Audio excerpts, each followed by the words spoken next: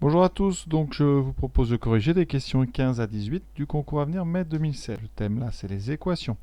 Question 15, on est dans R, ça c'est très très important, on va résoudre dans R, donc on cherche des solutions réelles. Ça aura son importance. Trinôme z2 plus 6z plus 11, donc là vous êtes habitué, on fait le discriminant. Les coefficients c'est A égale 1, B égale 6, C égale 11. Donc notre discriminant, B carré moins 4AC, donc 36 moins 4 fois 1 fois 11, 36 moins 44 qui nous donne moins 8. C'est strictement négatif. Donc, on a deux racines complexes, non réelles, parce que si elles étaient réelles, eh bien, le discriminant ne serait pas négatif strictement, donc non réelles conjuguées. Donc, on ne peut pas répondre évidemment une racine réelle double, ça veut dire qu'on aura un delta égal à 0. On n'a pas de racine réelle, sinon delta serait supérieur ou égal à 0, et donc on a un choix ici. Alors attention, on résout dans R. Donc dans R, vous ne pouvez pas répondre de racines complexes conjuguées non réelles, puisqu'on a dit ici que les racines n'étaient pas réelles. Conséquence, vous n'avez pas de racines dans R. Là, c'est un petit piège quand même. Voilà pour la question 15. Question 16. Donc on considère une fonction f dont on vous donne l'expression. C'est un produit de cosinus et de sinus. Et on vous demande d'étudier l'équation f' de x égale 0. Alors c'est très compliqué, vous voyez, parce que là on a l'expression de f. Donc déjà pas de f'. Donc il va falloir dériver si on va avoir une idée des solutions. Première petite remarque par contre qui peut être intéressante, on résout dans 0pi. On va vérifier que les solutions qu'on nous propose sont dans 0pi. Vous pouvez remarquer, pour la réponse C, vous avez ici des nombres qui sont négatifs, donc la réponse C n'est pas adaptée à la question. Voilà, maintenant eh bien, il va falloir dériver cette fonction un petit peu compliquée. La fonction f se présente comme un produit de u, qui est cosinus x plus pi sur 3, et de v, qui sera sinus x moins pi sur 4. Donc il faut dériver ces deux fonctions.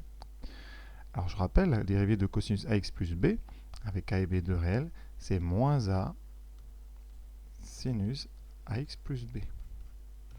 Et la dérivée de sinus, c'est donc a cosinus ax plus b. Donc ici, eh bien, quand on va dériver, on a a qui vaut 1, donc on trouvera moins sinus x plus pi sur 3. Et ici, donc cosinus x moins pi sur 4. Donc on va dériver f', c'est donc uv' plus v'u, ou inverse. Ça nous donne donc cosinus x plus pi sur 3, multiplié par cosinus x plus pi sur 4, ça c'est uv'. J'ai oublié le moins. Voilà, moins, donc sinus x plus pi sur 3, c'est u' fois v, sinus x moins pi sur 4. Alors là, on peut être bloqué, sauf si on connaît bien ces formules. Et je vous rappelle une autre formule qui dit que cosinus A fois cosinus B moins sinus A sinus B, eh bien c'est tout simplement cosinus de A plus B. Évidemment, il faut le savoir.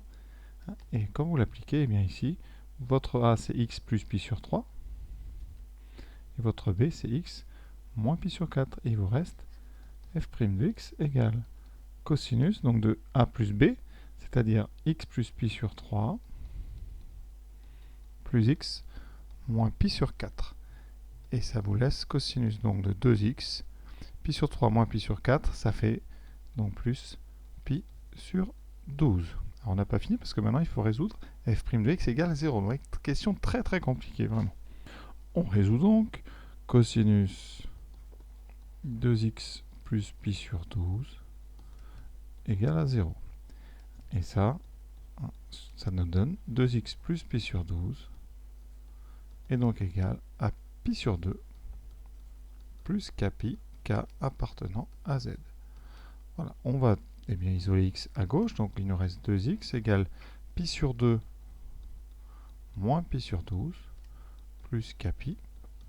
Alors pi sur 2 moins pi sur 12, on met au même dénominateur, on met sur 12, ça fait donc 6 moins 1, 5, donc 2x égale 5 pi sur 12 plus kpi, et on divise par 2, x est donc égal à 5 pi sur 24 plus kpi sur 2.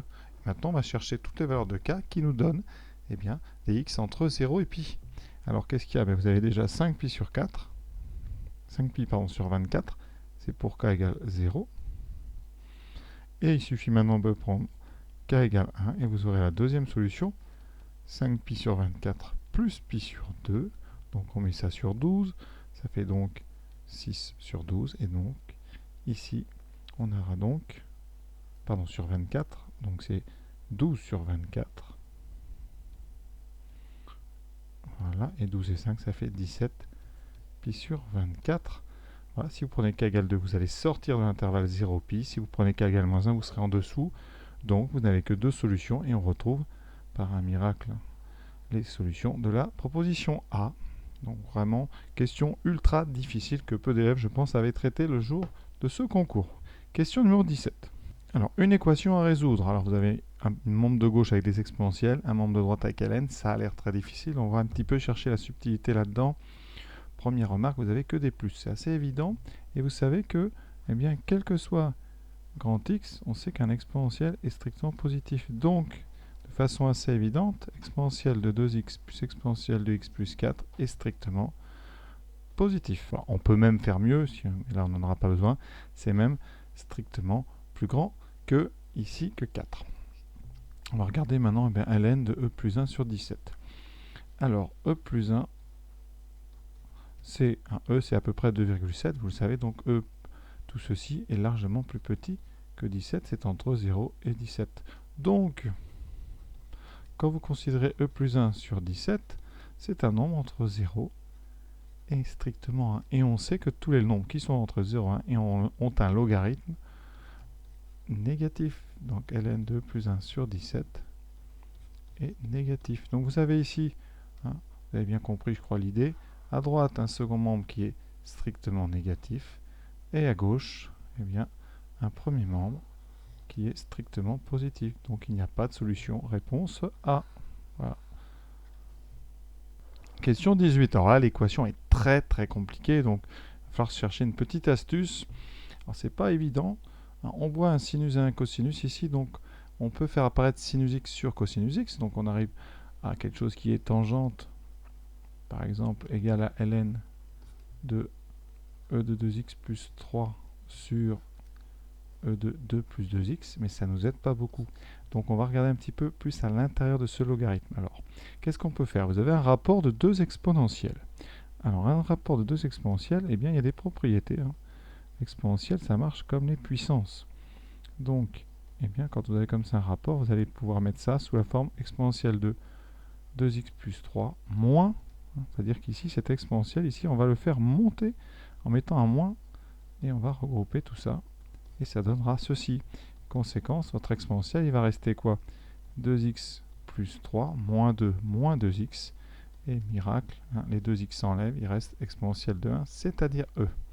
Donc, dans votre logarithme, eh bien, il vous reste quoi? Il vous reste ln de e. Et ln de e, ça vaut 1. Donc, l'équation, elle est équivalente. Alors, on oublie notre histoire de tangente. Si vous regardez là-dedans, notre équation ici, elle va être équivalente à sinus x égale cosinus x. Alors, quand est-ce que le sinus x est égal au cosinus x? Alors, c'est assez simple. Sinus x, c'est l'ordonnée des points du cercle. Cosinus, c'est l'abscisse. Donc, sinus x égale cosinus x. Vous ne trouvez ça eh bien qu'à deux endroits sur le cercle. Je fais un cercle vraiment rapidement. Sinus x, ça veut dire que c'est des points qui ont la même ordonnée que leur abscisse. Donc sur le cercle, c'est des points qui sont sur la première bissectrice du plan, c'est-à-dire la droite d'équation y égale x. Et donc vous avez deux endroits ici qui correspondent modulo 2pi à pi sur 4 et à 5 pi sur 4. Alors comme on est sur moins pi, pi, eh bien la première ici, ça sera pi sur 4, où le cosinus et le sinus valent racine de 2 sur 2. Et ici, en 5pi sur 4, mais vu qu'on est sur, attention, moins pi, vous êtes donc dans le tour d'avant, donc vous serez donc en moins 3pi sur 4. Donc l'équation admet exactement deux solutions. Donc voilà une série de questions sur les équations assez compliquées. Bon, la première avec le discriminant était simple, même s'il y avait un petit piège. Et là, question 17-18, c'est quand même très difficile. Je ne suis pas sûr qu'en peu de temps, on arrive quand même à débloquer, à avoir les idées nécessaires. Mais par contre, c'est très bien pour réviser en terminale pour le bac. Voilà pour cette partie sur les questions des équations.